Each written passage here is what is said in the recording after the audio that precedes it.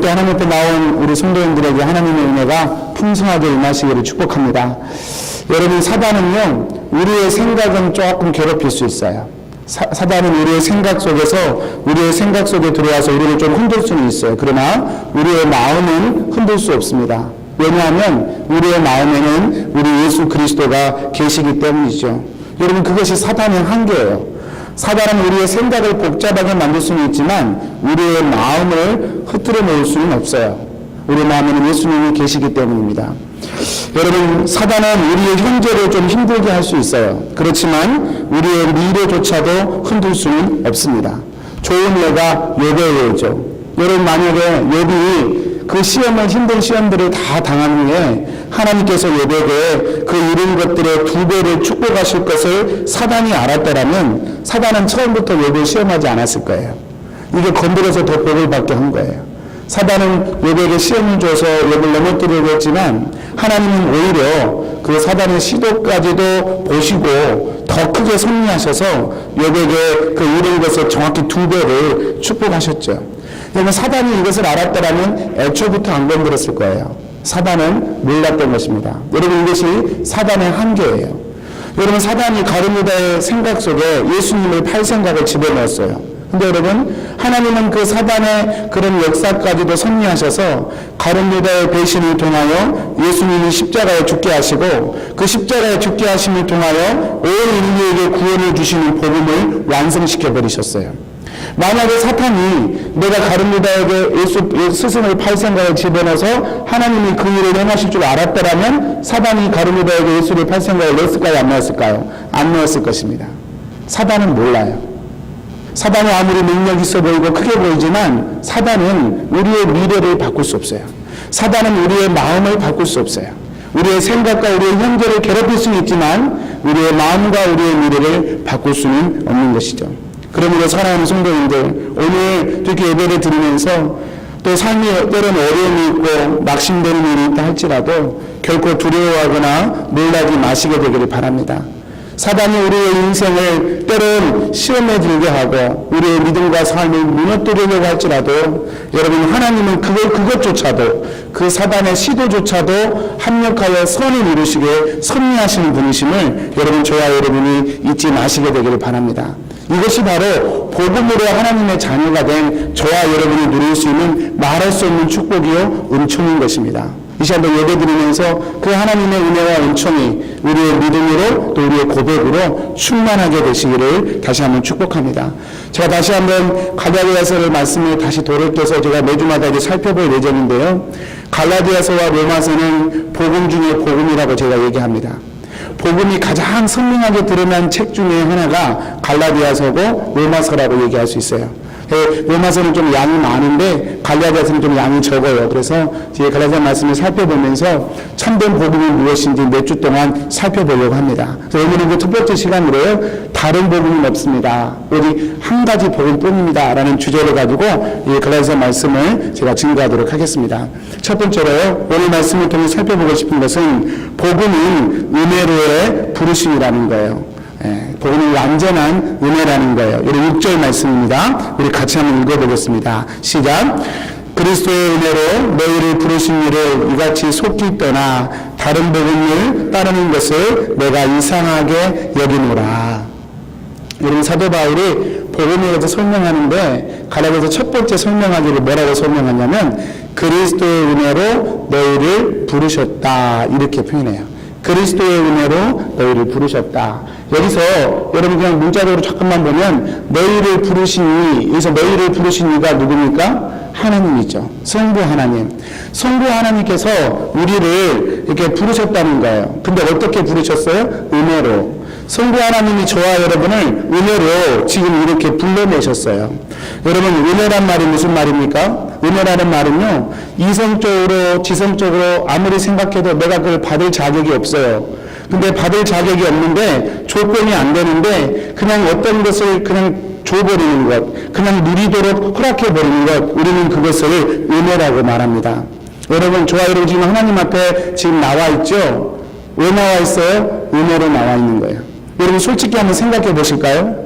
우리 한민족, 우리 한국 사람이잖아요. 여러분, 한국 사람들은요, 우리 한민족은요, 지난 5,000년 역사 동안 하나님을 모르며 살았던 민족이에요. 저는 늘 그걸 생각합니다. 이게 얼마나 기가 막힌 일인지. 5,000년 한민족 역사 중에 우리는 그 끄트머리 100년에 태어난 사람이에요. 4,900년 동안 하나님을 모르다가 100년 끝에 하나님을 알게 된 민족이에요. 여러분, 저와 여러분이 그런 민족 가운데 태어났어요. 아무리 인간적으로 생각하면 이게 앞뒤가 안 맞아요. 4,900년 동안 우리 조상들은 예수님을 만나고 싶어도 만날 수 없었어요. 왜냐하면 들어볼 기회조차도 없었기 때문에. 하나님을 만나고 싶어도 하나님을 만날 수가 없었어요. 왜요? 하나님을 알 수 있는 길조차도 없었기 때문에. 4,900년을 우리 한민족이 이렇게 살았어요. 그런데 어쩌다가 우리는 4,900년 그 끝자리에 100년의 그 5,000년 역사 맨 끝에 우리는 태어나게 된 거예요. 태어나서 보니까 주변에 교회들이 있어요. 태어나서 보니까 우리 귀에 복음이 막 들려와요.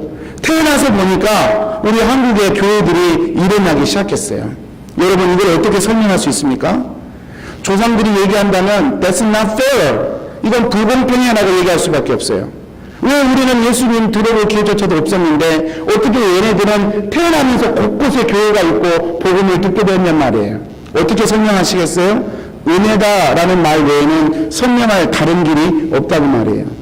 2000년 전에 예수님이 십자가에 못 박혀 죽으셨습니다. 2000년 전에. 아주 오래전에.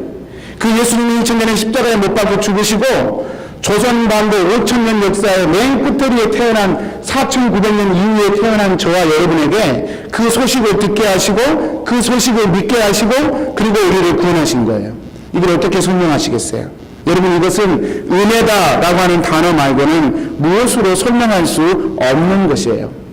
포도원 품꾼의 이야기를 제가 자주 듣지만 아침에 일찍 나와서 일한 사람과 저녁에 나와서 1시간 일한 사람과 품삯이 똑같아요. 어떻게 똑같은 대접을 할 수 있냔 말이에요. 인간적으로 생각하면 불공평한 것입니다. 인간적으로 생각하면 이해가 안 되는 일입니다. 그러나 이 이야기는 공평에 대하여 초점이 있는 것이 아니라 은혜에 대하여 초점이 맞춰져 있는 그런 이야기예요. 그러니까 여러분, 1시간 일하고 받는 것, 그게 은혜란 말이에요. 여러분, 야곱의 12아들 중에 유족 요셉에게만 채색 옷을 입혔습니다. 제가 몇 번 말씀드렸지만 왜 요셉에게만 채색 옷을 입혔습니까? 사랑하는 여인의 딸이었다고요? 성경이 그렇게 기록되어 있거든요. 여러분, 그렇지만 정확한 표현이 아니에요. 왜냐하면 사랑하는 여인 라헬을 난 아들로 치자면 요셉 말고 베냐민이 또 있거든요. 그러면 베냐민도 채색 옷을 입혀야 맞아요. 그런데 이상하게 베냐민조차도 채색 옷을 안 입고 요셉에게만 유독 야곱이 사랑해서 채색 옷을 입혔습니다. 왜 그렇습니까? 이유가 없어요. 그게 바로 하나님의 선택임을 성경이 우리에게 보여주는 거예요. 여러분, 하나님의 선택은 인간의 이성과 지성과 이치로 이해할 수가 없어요. 그저 선택받은 사람만 알 수 있어요. 그리고 고백할 수 있어요. 다른 사람은 이해 못해요. 그냥 선택받은 사람만 그냥 내가 고백할 수 있어요. 나의 나된 것은 하나님의 은혜입니다. 이렇게 말할 수밖에 없어요. 당신은 어쩌다가 교회 다니게 되었습니까? 모르겠어요. 하나님의 은혜예요. 이렇게 말하게 되어 있어요. 여러분, 우리 중에는요, 일부에는 그런 분들이 많지 않지만 2부에만 하더라도 한국에서는 절대로 난 죽어도 난 교회 안 다닐 거야 결심하던 분들이 계셔요. 근데 어떻게 해서 이민이 왔고 또 여러 가지 삶의 어려움들을 겪다가 어쩌다가 하나님을 만나고 어쩌다가 교회를 다니고 지금 어쩌다가 이렇게 지금 예배라는 것을 드리고 있는 거예요. 여러분, 이걸 어떻게 설명하시겠어요? 이건 은혜라는 말 외에는 설명할 다른 방법이 없는 거예요. 여러분, 이 은혜에 대하여 6절 말씀에 보면 그리스도의 은혜다 이렇게 얘기하는데 이 그리스도의 은혜가 뭔가 4절에 다시 한번 읽진 않았지만 4절에 그렇게 묘사하고 있어요. 4절 말씀 같이 한번 읽어보겠습니다. 시작. 그리스도께서 하나님 곧 우리 아버지의 뜻을 따라 이 악한 세대에서 우리를 건지시려고 우리 죄를 대속하기 위하여 자기 몸을 주셨으니. 그리스도의 은혜라고 말하는데 그 그리스도의 은혜가 뭐냐? 이 악한 세대에서 우리를 구원하셨다. 그렇게 표현해요. 여러분, 이 말을 이해하셔야 돼요. 만약에 여러분 이 말을 이해하지 못하시면 복음을 다시 한번 들어보셔야 돼요. 여러분, 제가 한번 질문해 볼게요. 이 세상이 악합니까? 물론 악하다고 말할 수도 있지만 악도 많지만 사실은 선이 더 많습니다. 그러니까 세상이 우주되는 것이죠. 우리가 생각하기에 악이라고 생각하는 것도 많지만 또 우리가 생각하는 선이라고 생각하는 것들도 세상에 여전히 많아요. 그러니까 이 세상이 그래도 여전히 살만한 세상이 되는 것이죠.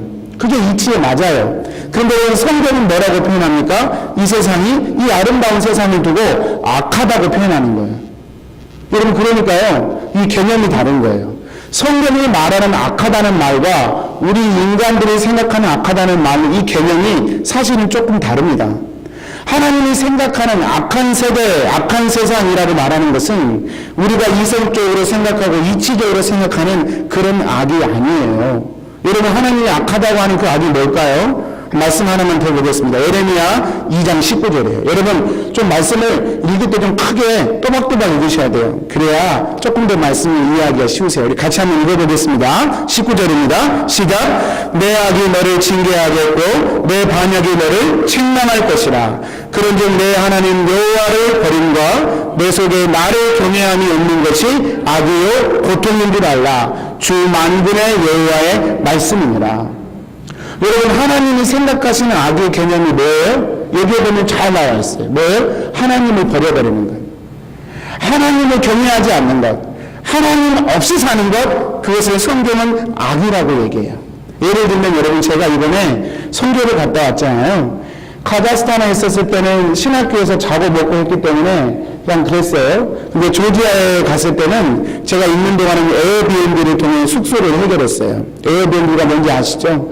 그래서 한 아파트를 통째로 빌려가지고 우리 선교팀 7명이 거기서 잠을 잤단 말이에요. 아파트 가서 며칠을 묵었는데요. 물론 하루에 미화 115불을 페이를 했어요. 그래서 이틀 동안 머물 수 있는 권한을 얻었어요. 그런데 여러분, 그냥 임시로 머무는 거예요. 그 아파트는 임시로 머무는 거란 말이에요. 근데 만일 제가 임시로 머무는 그 아파트에 대해서 내가 임시로 이틀 동안 머물 수 있는 권한을 받았다고 그래서 제가 만약에 그 아파트를 제 것인 것처럼 매매해버린다거나 그 물건을 내 것처럼 막 부러뜨리고 사용해버린다거나 그러면 어떻게 되겠습니까? 만약에 제가 임시로 그 아파트 에어비앤비에 이틀치 숙소비를 내고 임시로 그 아파트를 사용하게 되었는데 마치 그것을 제 것인 것처럼 영원히 제 것인 것처럼 생각하고 행동한다면 여러분은 저에게 무엇이라고 말하겠습니까? 그게 바로 도둑이에요. 도둑. 자기 거 아닌데 자기 것처럼 생각하고 이게 행동하는 것, 그것을 우리가 도둑이다 그렇게 얘기해요. 남의 것을 훔치는 것이죠. 여러분, 모든 사람들이 주어진 인생을 삽니다. 던져진 인생을 살아요. 여러분, 우리 중에 나는 한국 사람으로 태어날 거야 원해서 한국 사람으로 태어난 사람 없습니다. 우리 중에 늙고 싶어서 늙은 사람 없습니다. 우리 중에 아프고 싶어서 아픈 사람 없습니다. 원치 않아도 태어나고요, 원치 않아도 늙습니다. 원치 않아도 죽습니다. 여러분, 이것은 무엇을 의미합니까? 우리의 삶이 우리의 것이 아니라 어떤 타자에게서 주어진 것임을 명백하게 증거해 주는 것이죠. 여러분, 우리가 지금 누리고 있는 것, 우리가 뭘 누리고 있고 또 선택하고 도전하고 뭘 성취하죠. 여러분, 이것도 사실은 주어진 시간과 주어진 환경의 그 기회 안에서 허락된 것일 뿐입니다. 그렇잖아요. 캐나다에서 열심히 일하고 내가 돈 벌어서 집 마련하고 어떤 꿈을 이루고, 그것도요, 하나님이 허락하신 시간과 환경 내에서 내가 열심히 하는 것이지, 그것이 없다면 우리의 노력조차도 사실 아무런 의미가 없는 것이에요. 여러분, 제가 이틀치 숙박료를 내고 숙소를 이용한 것처럼 우리가 우리 인생 가운데 수많은 도전을 하고 꿈을 꾸고 이런 모든 것도 그 누군가로부터 받은 그 상황 안에서 여러분 허용된 것 뿐이에요. 여러분, 그렇다고 그 숙소가 절대로 제 것이 아니에요. 이틀 동안 쓸 수 있다고 허락을 받았다 할지라도 그 에어비앤비 숙소는 절대로 제 것이 아니에요. 그것처럼 우리 인생에서 내가 선택할 수 있고 또 내 인생을 좀 픽싱할 수 있고 내 인생을 새롭게 할 수 있는 여지가 많이 있다 할지라도 그것이 우리 인생이 우리 자신의 것이라는 사실을 의미하지는 않는단 말이에요. 여러분, 이렇게 주어진 인생을 살면서, 이렇게 던져진 인생을 살면서 그 인생을 마치 내 것이냐, 내가 내 인생을 마음대로 할 수 있는 것이냐, 내 인생의 주인이 나인 것이냐, 내 것이냐 그렇게 여긴다면 그게 뭐예요? 그게 바로 도둑심보예요. 마음대로 태어나지도 않았으면서, 마음대로 죽지도 못하면서, 마음대로 인생의 근본적인 것을 해결할 수 없으면서 내 것이라고 생각하면서 하는 것, 그게 바로 악의 근원인 거예요. 여러분, 아담이 범한 죄가 바로 그 죄잖아요. 여러분, 사과 따먹은 게 그게 도둑질이에요, 강도질이에요, 살인이에요? 아니에요. 그러나 아담이 그 선악과를 따먹는 것은 내 인생의 주인이 내가 되겠다 결심했던 행위였던 거예요. 여러분, 하나님이 말씀하신 악이 뭐예요? 바로 그거예요. 근데요, 많은 사람들이 이걸 몰라요. 들어도 깨닫지 못해요. 어쩌면 지금도 제가 설명해 드려도 이해하지 못하는 분이 계실지도 모르겠어요. 여러분, 예수님이 노아가 방주에 들어갈 때의 상황, 여러분, 노아의 방주 이야기는 인류의 죄가 차고차고 넘쳐서 홍수의 심판 외에는 대안이 없었던, 정말로 죄가 정수리까지 차서 온 인류가 홍수로 심판을 받아야 되는 그 직전의 상황이잖아요. 근데 그 직전의 상황에 대하여 누가복음 17장에서 예수님은 이렇게 말씀하셔요. 우리 또 한 번 읽어볼까요? 좀 설교의 집중도를 높이기 위해서 한번 26절, 27절 같이 한번 읽어보겠습니다. 시작. 노아의 때가 된 것과 같이 인자의 때에도 그러하리라. 노아가 방주에 들어가던 날까지 사람들이 먹고 마시고 사고 팔고 심고 집을 짓더니, 이렇게 설명해요. 여러분, 인류가 이젠 더 이상 가능성이 없다, 이제 홍수로 심판하는 것 외에는 다른 방법이 없다, 그런 극한 상황까지 갔어요. 그게 노아의 시대예요. 근데 이런 상황이라면 우리가 생각하는 시대 상황은 어떤 상황이에요? 그런 거잖아요. 온갖 더러운 죄들이 가득해 하는 그런 상황이잖아요. 강도가 있고, 살인이 있고, 폭행이 있고, 탐욕이 들끓고, 이기심이 넘치고, 도저히 사람이 살 수 없는 그런 환경이 되어서 하나님이 심판하셨나 보다, 그렇게 우리는 생각해요. 도저히 도덕과 윤리를 더 이상 기대할 수 없는 그런 세상이 되었을 때야 하나님이 비로소 세상을 심판하셔야 맞을 것 같아요. 그런데 여러분, 오늘 말씀 보면 우리가 생각하는 그런 시대와는 달리 이런 도덕적이고 윤리적인 죄라고 생각할 수 있는 이런 죄들이 오늘 말씀에 보면 하나도 없어요. 예수님이 묘사하신 노아의 시대에 대한 묘사들을 보면 사람들이 먹고 마시고 사고 팔고 심고 집을 짓더니 이렇게 표현하고 있어요. 여러분, 이것은요, 오늘날 지금 저와 여러분이 살아가는 거랑 똑같아요. 캐나다에서 킹슨에서 살아가는 대부분의 삶이 이렇게 살아가요. 그러잖아요. 먹고 마시고 사고 팔고 심고 집을 짓고. 이게 도대체 무엇이 잘못된 것입니까? 차라리 노아의 홍수 시대 때 살인이 막 1년에 몇백만 건이 막 생겼다. 여자들이 도저히 밖을 못 나갔다. 세상이 험악해서.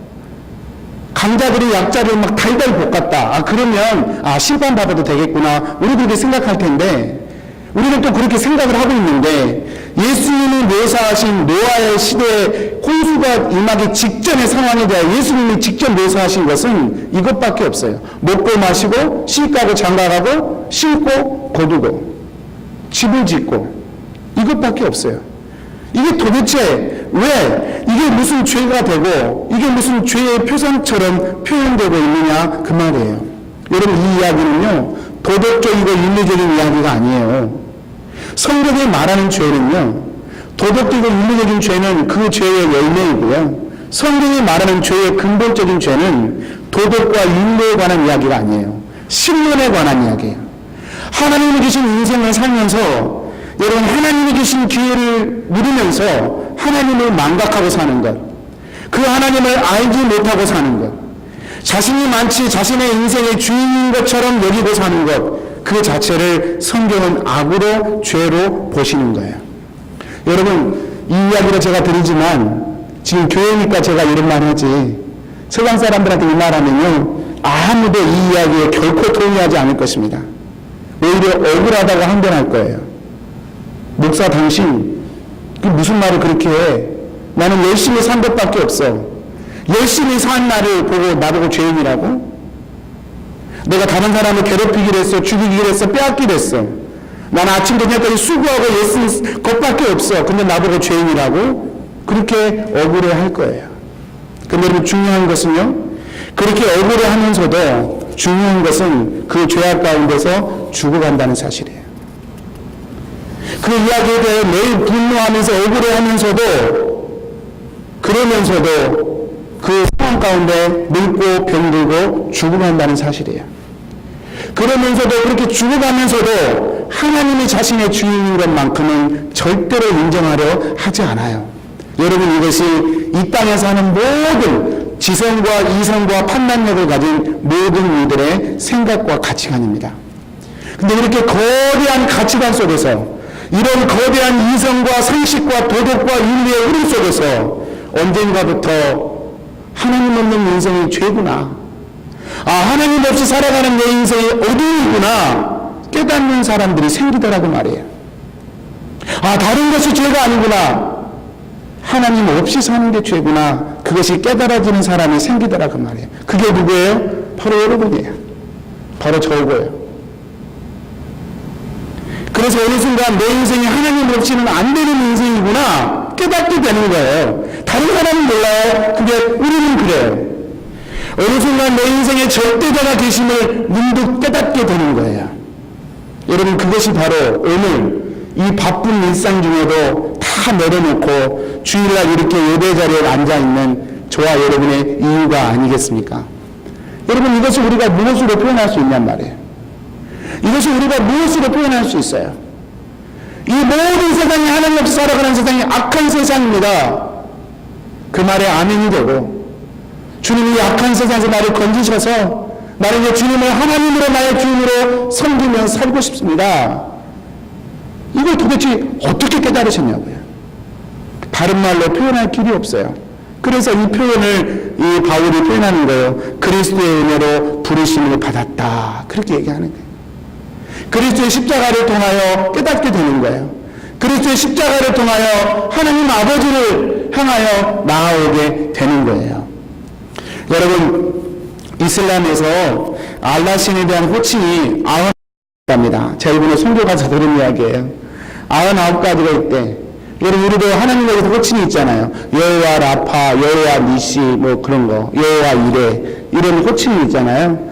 알라 신에 대해서도 99가지 호칭이 있답니다. 그런데요, 그 99가지 호칭 중에 우리 성경에는 있지만 이슬람에는 절대로 존재할 수 없는 호칭 한 가지가 있대요. 뭔지 아십니까?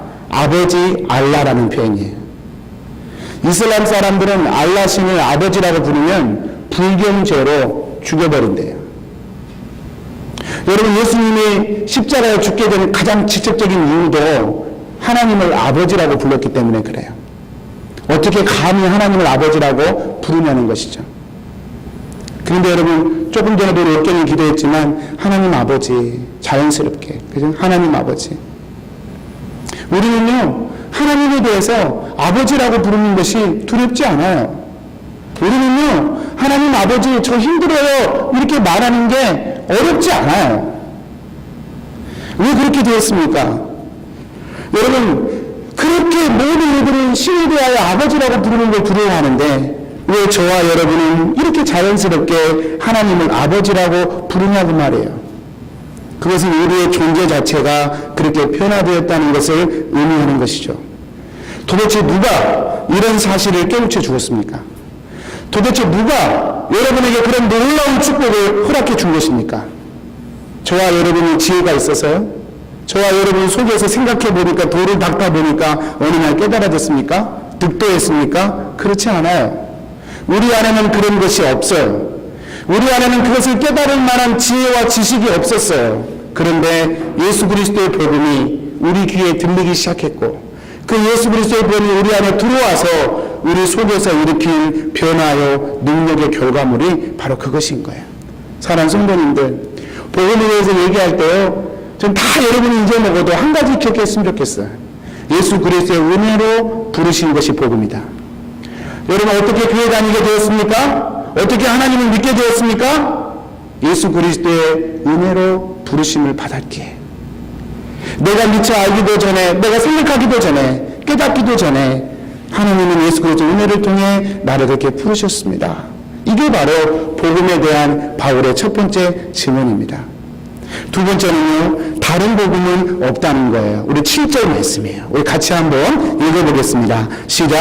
다른 복음은 없나니 다만 어떤 사람들이 너희를 교란하여 그리스도의 복음을 변하게 하려 함이라. 그러나 우리나 혹은 하늘로부터 온 천사라도 우리가 너에게 전한 복음 외에 다른 복음을 전하면 저주를 받을지어다. 여러분, 은혜의 복음으로 우리는 부르심을 받았어요. 그리고 하나님의 자녀가 되었고 구원을 받았습니다. 여러분, 이것은 마치 지금 우리가 키슨 한교회라는 건물 안에 지금 있잖아요. 이 시멘트 위에 저희가 의자를 놓고 그 위에 앉아 있는 것이죠. 여러분, 그 위에 앉아서 내 옆에 지금 내가 사랑하는 사람도 있고 또 내 가족도 있고 동료도 있고 그렇게 의자 위에 우리가 지금 이렇게 앉아 있는 거예요. 여러분, 만약에 이 시멘트가 만약에 무너지면 우리도 그거 다 무너지는 거예요. 왜냐하면 지금 우리가 위에서 있는 것 자체가 시멘트라고 하는 그 바탕 위에 그 위에 지금 존재해 있기 때문에 그래요. 여러분, 복음으로 구원을 받았다는 말이 그 말이에요. 저와 여러분 예수 그리스도의 십자가와 부활의 복음으로 이제 구원을 받았어요. 그 말은 이제 예수 그리스도의 십자가와 부활의 그 복음 위에서 새 인생을 출발하게 되었다 그 말이에요. 여러분, 우리의 직장도, 우리의 인간관계도, 우리의 재산도, 우리의 인생 목표도 다 이 복음 위에 새롭게 지어지는 거예요. 이 복음이 무너지면 다 무너져 버리는 거예요. 왜냐하면 이 복음 위에 새롭게 허락된 것이기 때문에. 여러분, 이걸 깨달으셔야 돼요. 그런데요, 그럼에도 불구하고 우리의 본성은 자꾸 이 복음 위에 세워진 내 인생을 거절하려고 하는 거예요. 은혜로 주어진 삶을 자꾸 거절하려고 하는 거예요. 그래서 내 인생을 해석해내려고 할 때 자꾸 다른 원인을 찾아내려고 하는 거예요. 그게 뭐예요? 그게 바로 다른 복음이에요. 분명히 복음으로 예수 그리스도의 은혜로 내가 구원을 받았고 하나님의 자녀가 되었고 새로운 삶을 지금 시작하게 되었음에도 불구하고 다시 도덕과 윤리로 돌아가려고 하는 거예요. 다시 옛날 율법과 옛날 행위로 돌아가려고 하는 거예요. 그래서 자꾸 여러분 내가 어떠한 사람인가를 드러내려고 하는 거예요. 내가 누군지 알아? Do you know who am I? 난 이런 사람이야 라는 것을 자꾸 드러내려고 하는 거예요. 그래서 그것을 통해 구원의 결과를 느끼고 경험하고 누리려고 하는 거예요. 이게 뭐예요? 이게 다른 복음이에요. 교회 안에 이러한 시도가 얼마나 많은지 몰라요.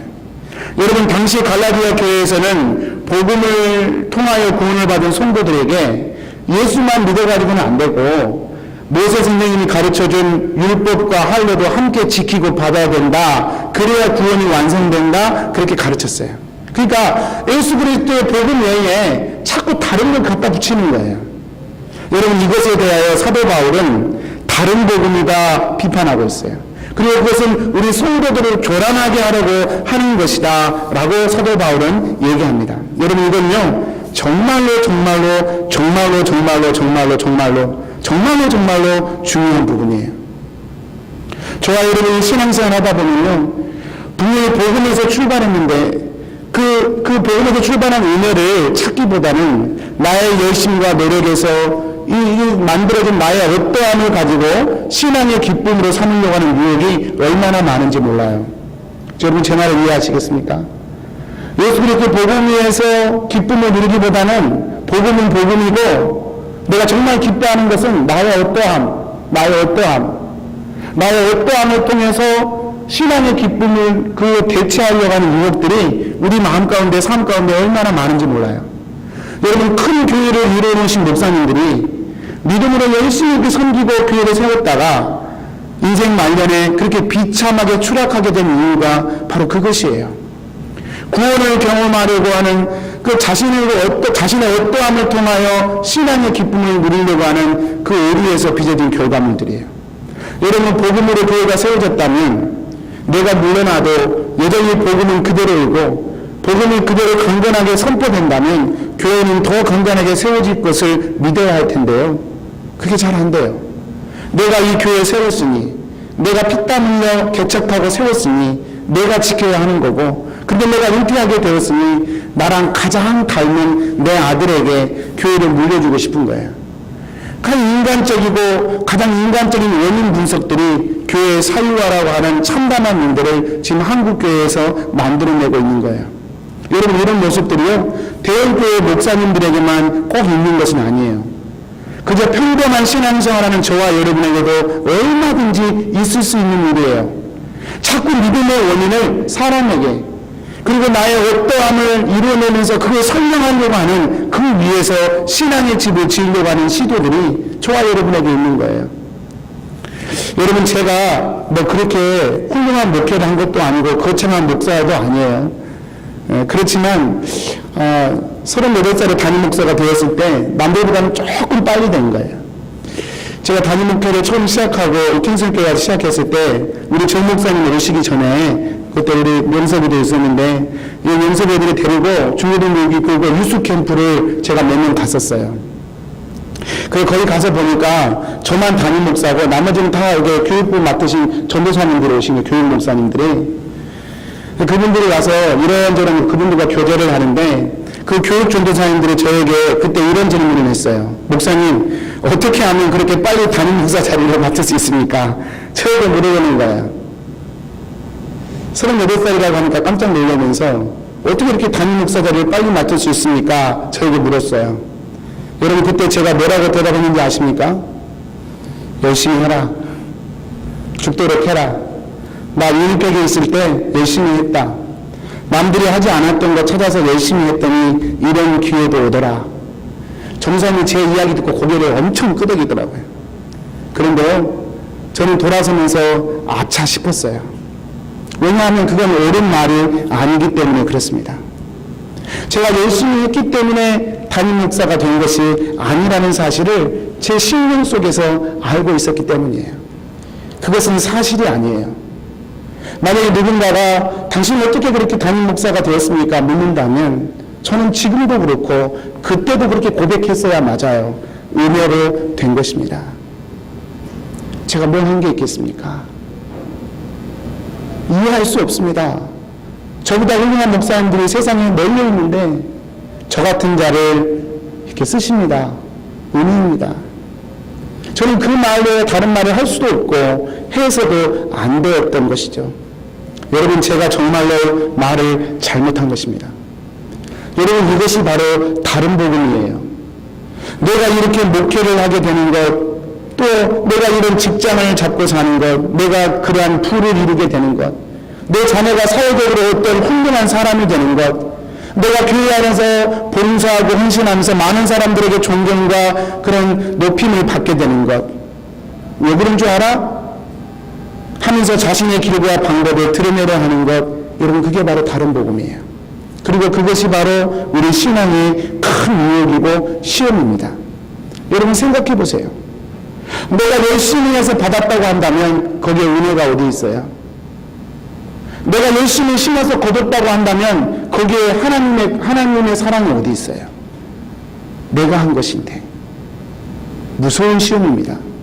여러분, 이것이 반복되고 반복되면 우리의 신앙은 어느새 굳어지고 딱딱한 고철 같은 신앙이 되어버리는 거예요. 우리 사랑하는 청년들, 우리 집사님들, 만약에 누군가가 여러분에게 물으시면, 아니 어떻게 이렇게 수고할 수 있으세요? 아니 어떻게 이렇게 피곤한데 새벽까지 나올 수 있으세요? 아니 어떻게 이렇게 맨날 이렇게 퍼주고만 살아? 어떻게 그러고도 맨날 살아? 손해보고 살아? 이렇게 물으신다면 여러분, 그렇게 대답하시기를 축복합니다. 은혜예요. 은혜 때문이에요. 여러분, 그렇게 고백하셔야 돼요. 한번 연습해 봅시다. 은혜 때문입니다. 여러분, 의지적으로도 그렇게 하셔야 돼요.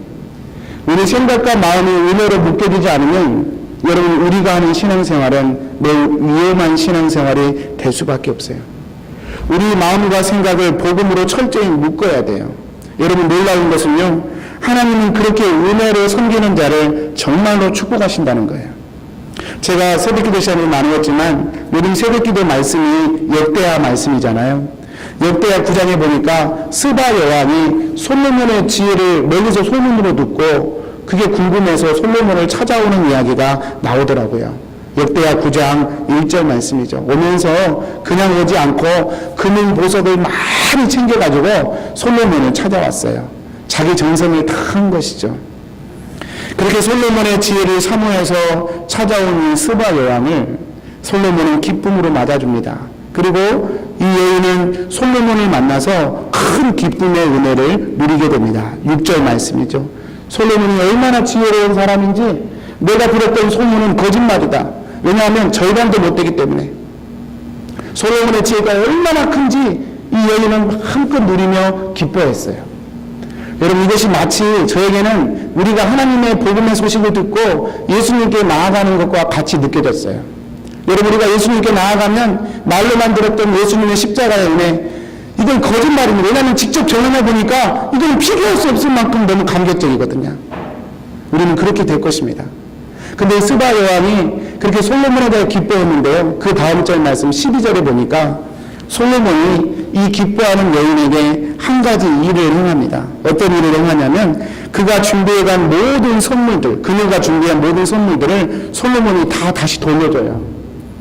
스바 여왕이 금과 은과 모든 보석을 다 정성껏 가지고 솔로몬을 찾아왔는데 솔로몬은 그것들을 다 다시 그만큼 단매로 돌려줍니다. 돌려줄 뿐만 아니라 그녀가 원하는 그 어떤 나머지 것들도 다 누려줘서 그녀에게 더 얹어서 다른 선물까지 돌려주게 돼요. 저는 그 말씀을 보면서 정말 깨달았습니다. 여러분, 하나님은요, 우리가 하나님을 위해 드리는 모든 수고와 노력을 그냥 받으시는 분 아니에요.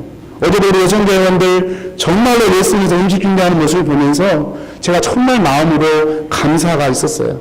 그래서 제가 생각해요. 여러분, 그렇게 수고하고 애쓰는 것, 우리 청년들이 교사로 이렇게 수고하고 애쓰는 것, 하나님은 그냥 받으시는 분 아니에요. 반드시 돌려주실 거예요. 왜 그런지 아세요?